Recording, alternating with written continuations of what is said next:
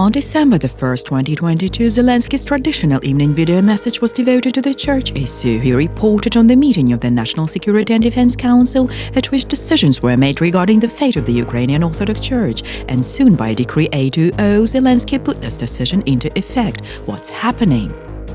Apparently, President Zelensky announced the destruction of the UOC. The first step is to submit a bill to ban it to the Rada. РНБО доручила уряду внести на розгляд Верховної Ради законопроект щодо унеможливлення діяльності в Україні афільованих із центрами впливу в Російській Федерації релігійних організацій. Obviously, we are talking about a bill recently prepared by Poroshenko's MPs to ban the Russian church in Ukraine. You will say that the bill is pointless since the UOC declared its complete independence from the Russian Orthodox Church at the May Council. And you will be wrong. Poroshenko and his team are now actively calling to unblock the 2018 law on the false renaming of the Ukrainian Orthodox Church into the Russian Orthodox Church in Ukraine. That is, the scheme is very simple. It has only two moves. First, the UOC is forcibly renamed into the Russian Church in Ukraine and then solemnly banned as the Russian Church in Ukraine. Well, if so, it has no need for the Lavra. Забезпечити перевірку наявності правових підстав та дотримання умов користування релігійними організаціями майном, яке перебуває на території Національного Кyivo-Pecherskого історико-культурного заповідника. Domenko's structure responded with lightning speed. The next day, the OKU registered the legal entity Kyiv-Pechersk Lavra, and the schismatic leader himself announced the imminent return of Ukrainian prayer to the Orthodox shrine. On the same day, Zelensky said that the announced measures against the UOC are just the beginning, and he is not going to stop. І це ще не все. Будуть ще кроки. Україна більше ніколи не буде зупинятися на півшляху. But it is especially necessary to emphasize his words that society strongly supports the actions of the authorities against the UOC. Бачу, що люди підтримують ці кроки, дуже потужно підтримують. What did he mean? Surely, the media PR of the SBU actions, which nightmarizes priests, bishops and monks. From mid-November, a powerful attack began against the UOC. The security forces are conducting searches in the Kyiv-Pechersk Lavra, dioceses, monasteries and hundreds of churches. According to their results, the media issue materials in which they call the UOC a Kremlin FSB structure. Before the first searches, the SBU said it expected to find weapons and saboteurs. They searched 350 temples and 850 people, but did not find anything like it anywhere. But what does the SBU find then? On what does it base its accusations of treason? Everyone knows the expectations and realities mean. Let's compare accusations and evidence. November the 22nd, Lavra and monasteries of the Sarny diocese. The SBU found pro-Russian literature used in teaching at the seminary and parochial schools, including for propaganda of the Russian world. What's in the photo? A couple of issues of the Ruski Vestnik newspaper dated 2020, two brochures of Russian ideology by St. Seraphim Sobolov, a stack of Easter greetings from the head of the Russian Orthodox Church, a stack of leaflets with a photo and text supposedly by Patriarch Kirill. November the 25th, Chernivtsi-Bukovina diocese. The SBU claims that it found warehouses with wholesale batches of pro-Kremlin literature that praises the aggressor country and calls to support the occupiers. We now look at the photo. There really are warehouses with literature, but what are these books? Children's Bible, primer for public schools, catechism and pictures, pastoral conversations with children, prayer rule. Can it be called literature that supports the occupiers? Hardly. The SBU also states that it found in the computers of the diocese, quote, photocopies of IDs of Russians who participated in hostilities against Ukrainian troops. As evidence, we can see 3 screenshots with some kind of open Russian website about the military who conquered Crimea in 2014. Could this be evidence of some kind of guilt of priests or bishops? Hardly. In the searches in the rest of the dioceses, the arguments are about the same power of persuasion, and on the basis of such findings, the SBU initiates treason cases against the UOC. But that's not all. during the searches of the SBU, someone plants compromising materials on the UOC. In the Koritz convent, in a damp and unheated attic, the SBU found stacks of brand-new leaflets with fake words from Patriarch Kirill in which he allegedly calls to restore justice and return Ukraine to Russia. Ці листівки, в нас їх не було. Вони появилися під час обшуку. Де вони взялись, не знаю, хто їх підкинув. У нас там на горищі, де вони їх взяли, там велика сирість. І якщо там книжки лежать, якась література чи що якась, газета, вона зразу робить такою вологою. А це були сухенькі, чистенькі. The same leaflets, only in color printing, are in Russian, were discovered during searches in the Khust, Rivne and Zhytomyr dioceses. In the church of the Glinsk village, Rivne diocese, the SBU planted leaflets about supporting the aggressor in the sacristy. It occurred while the rector went to Germany to buy cars for the armed forces of Ukraine. Коли староста відкрив храм, працівники СБУ його не допустили до храму, а сказали лише про те, що він має бути на вулиці. Потім, коли вони йому дозволили вже зайти, це пройшов вже певний відрізок часу, вони почали вже з ним проводити знову огляд храму, і коли вони прийшли в ризницю, в шкафу, вони дістали 2 пачки листівок, які вони туди фактично і поклали, тому що в нашому храмі їх просто фізично не могло бути. But that's just the beginning. Complete mess occurred in Chernivtsi. There, the SBU officers broke down the doors, broke into the office and put Metropolitan Melody and everyone they found against the wall. Потрощили двері і вірвалися в моє приміщення, поклали мене до стінки, під автоматом, вимагали, щоб я не повертався, нічого не говорив.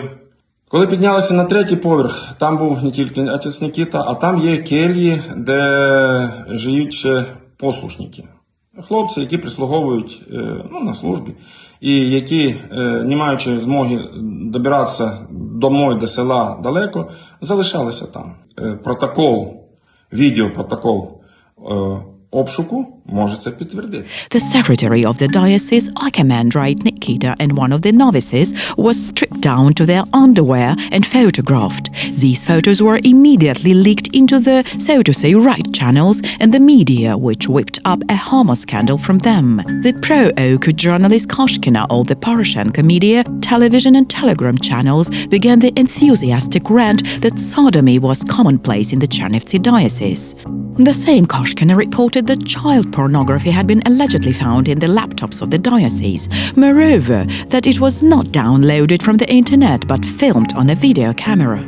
Everything that happens is clearly no accident.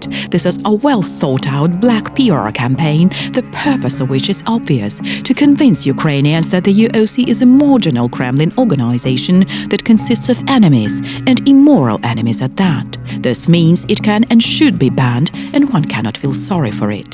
And so the Minister of Culture tells how this can happen. Хоча існують дійсно законодавчі складнощі, пов'язані з тим, в який спосіб підійти до цього питання, в результаті дискусій, в тому числі з експертами, ми такий варіант знайдемо. There is also another goal, to force the episcopate and the priesthood to join the OKU. The SBU speaks about it directly. Один з тих добрих людей у масі на подвір'ї покликав мене і каже: якщо ви бажаєте, щоб такі цирки не відбувалися, і щоб надалі ви жили спокійно, приходьте. Well, it looks like Zelensky has taken the same path as Poroshenko, only he acts more decisively and, like a former media worker, more inventively. Only he knows why he suddenly became preoccupied with lobbying the interests of the OKU.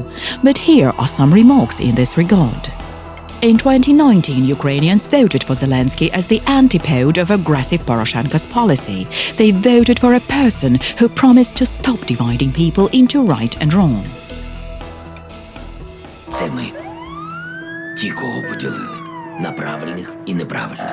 На малоросів і вишиватників. У нашому паспорті не вказано, правильний чи неправильний українець. Там написано «громадянин України». Therefore, millions of believers voted for him in the hope that the new president would leave the church alone and let it live normally. Then it was a lively and humane Zelensky who said that faith is a personal matter and it is unacceptable to interfere in it. Вопрос религии номер один. Мы никогда не обсуждаем вещи, которые раскалывают семьи и общество. Я никогда это не делаю. Никогда. Having become president, the once upon a time Zelensky would approach believers, listen to their troubles and promise help, and reiterate that the state does not interfere in the affairs of the church. Держава ж не повинна в церкву втручатися. Now, this is a completely different person who gives the go-ahead for the destruction of the church, for the destruction of faith. Now he is almost indistinguishable from Poroshenko and speaks in almost the same words about spiritual independence, about the opposition of the empire within the Ukrainian soul. Ми ніколи і нікому не дозволимо будувати імперію всередині української душі. Імперія втрачає один із останніх важелів впливу на свою колишню колонію. Ми гарантуємо Україні духовну незалежність. Ми здобуваємо нарешті духовну незалежність. Власна церква – це гарантія нашої духовної свободи. Only recently, Zelensky very convincingly said that it doesn't matter which church we go to, but the main idea for Ukrainians should be the idea of living in respect for each other. Нам було би важливо, до якої церкви ходять Каденюк та Лобановський. Це має стати нашою національною ідеєю. Навчитись жити разом у повазі заради майбутнього своєї країни. There is an ancient Burmese parable, Kill the Dragon. Its main idea is that it's not so difficult to slay the dragon, it is much more difficult not to become a dragon yourself. And now, when we look at the president, we need to take a closer look to say if it is Zelensky or Poroshenko.